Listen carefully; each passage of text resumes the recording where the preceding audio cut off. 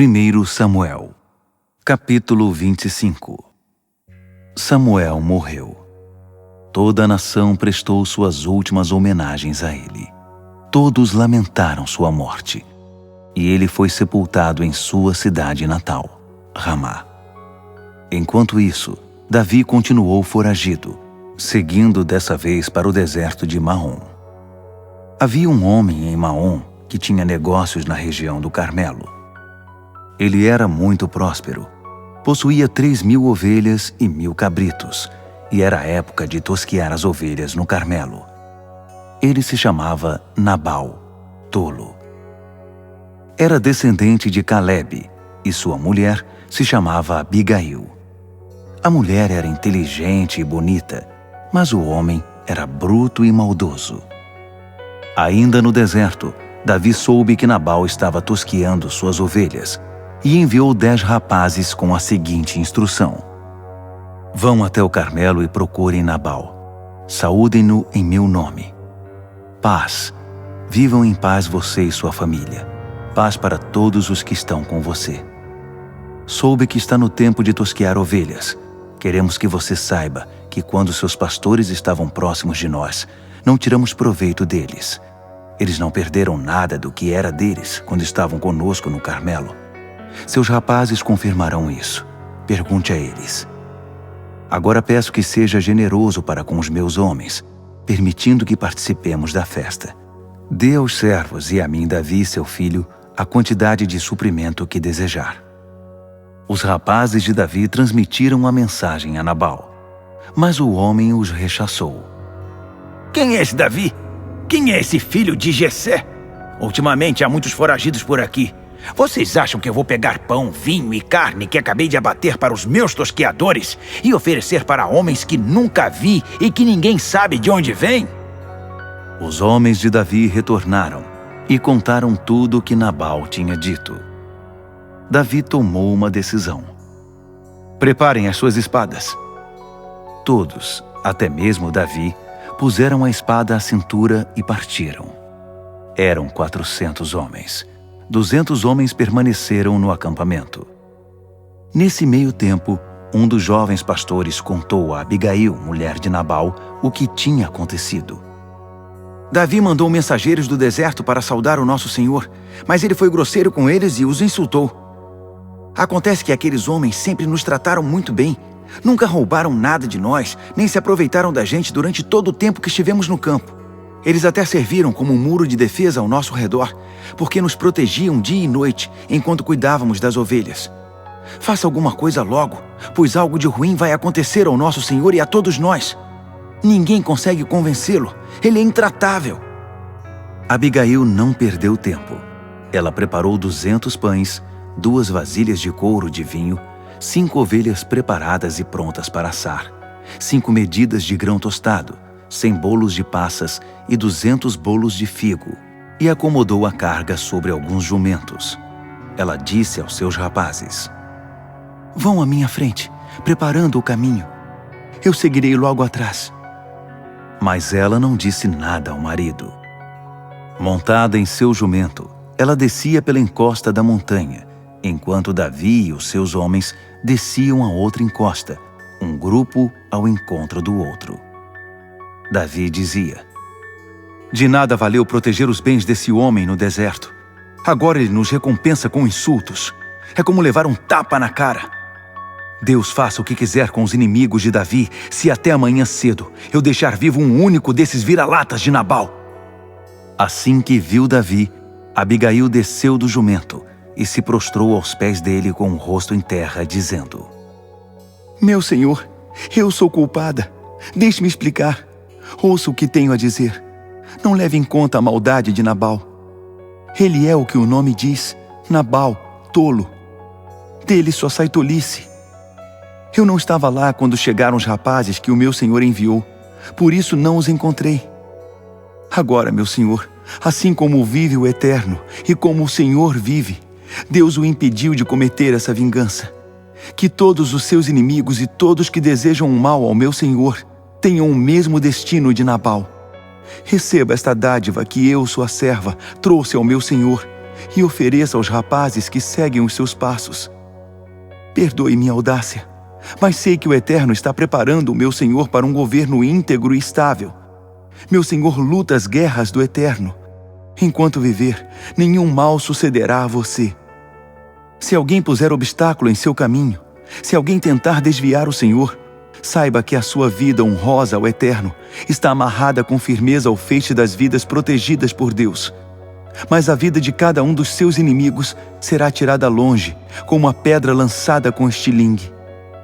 Quando o Eterno realizar todo o bem que prometeu ao meu Senhor e o estabelecer como príncipe de Israel, não haverá em seu coração o peso de um crime de vingança.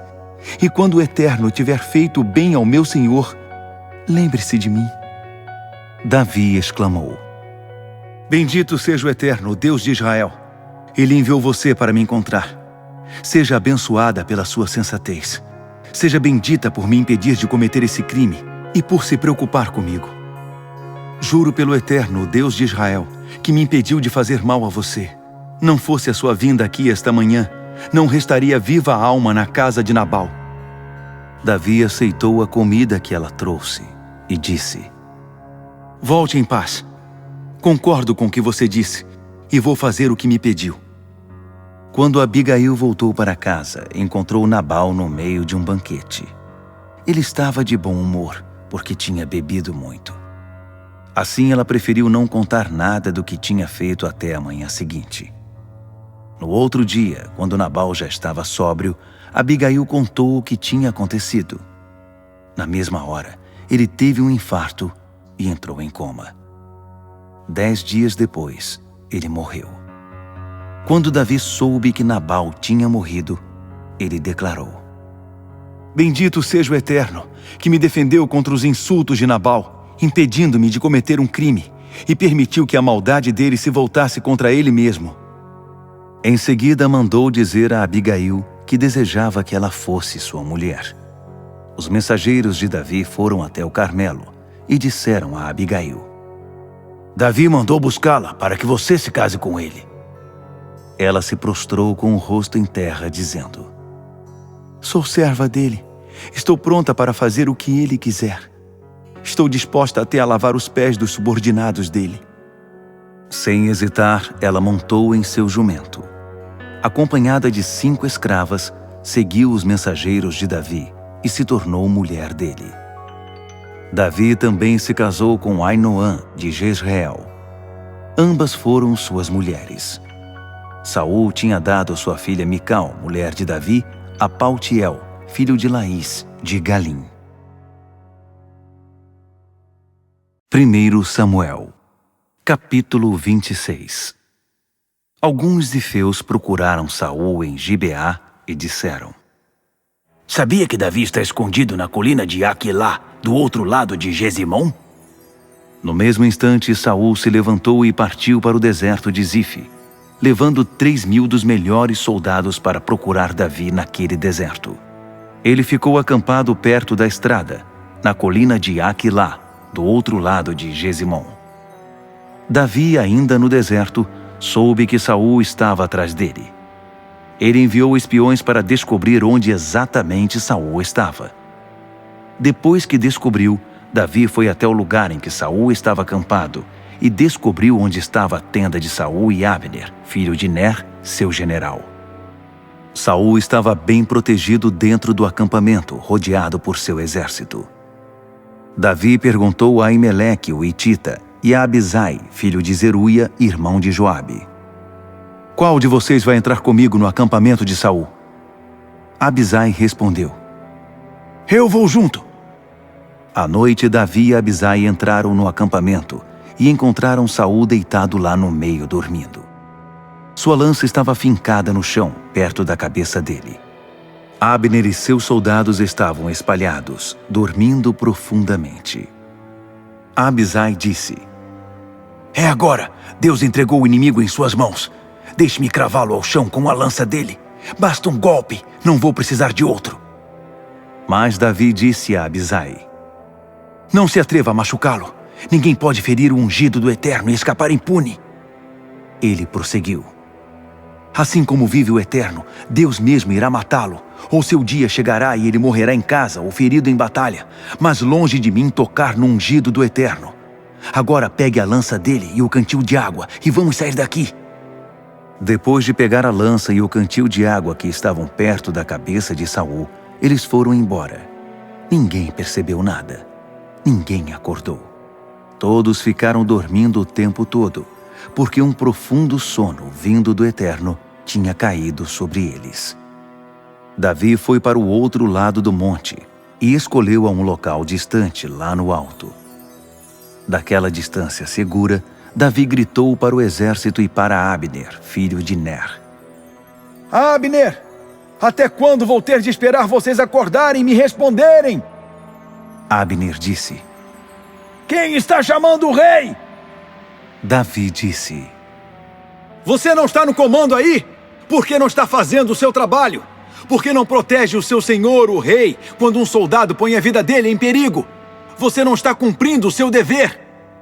Assim como vive o Eterno, você deveria ser executado e toda a guarda pessoal do rei também. Veja o que eu tenho em minhas mãos, a lança e o cantil do rei que estavam ao lado dele. Saul, reconhecendo a voz de Davi, perguntou: É você, meu filho Davi?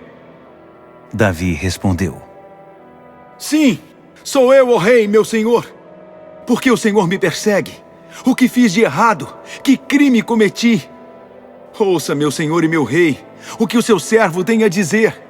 Se o Eterno incitou o Senhor contra mim, então entrego a minha vida em sacrifício. Mas se foram os homens que o instigaram, que sejam banidos da presença do Eterno. Eles cercearam o meu direito na herança do Eterno, como se dissessem: vá embora, vá servir outro Deus. Mas o Senhor não se livrará de mim tão facilmente. Não conseguirá me separar do Eterno, na vida ou na morte. Que absurdo! O rei de Israel obcecado por uma pulga, perseguindo uma perdiz na montanha. Saul reconheceu: Tem razão, errei. Volte, meu filho Davi. Não causarei mais nenhum mal a você. Você foi leal para comigo, respeitando minha vida, enquanto eu estou sendo insensato e cometendo grande erro. Davi respondeu: Está vendo isto aqui? É a lança do rei. Mande um dos soldados buscá-la. Ao Eterno compete decidir o que fazer com cada um de nós, com respeito ao que é correto.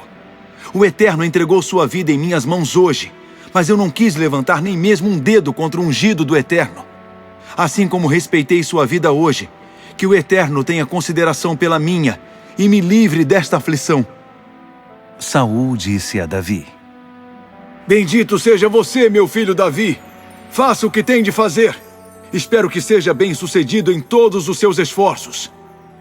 Davi seguiu seu caminho e Saul voltou para casa. 1 Samuel, capítulo 27. Davi pensou: Uma hora dessas, Saul vai conseguir me capturar. Melhor eu fugir para a terra dos filisteus. Ele vai me considerar uma causa perdida e desistirá de me perseguir por todos os cantos de Israel, porque estarei fora do seu alcance para sempre. Davi partiu com seus 600 homens e foi recorrer a Aquis, filho de Maoque, rei de Gate. Eles se estabeleceram em Gate sob a proteção de Aquis. Cada um deles levou sua família. Davi levou suas 2 esposas, Ainoã, de Jezreel, e Abigail, viúva de Nabal do Carmelo.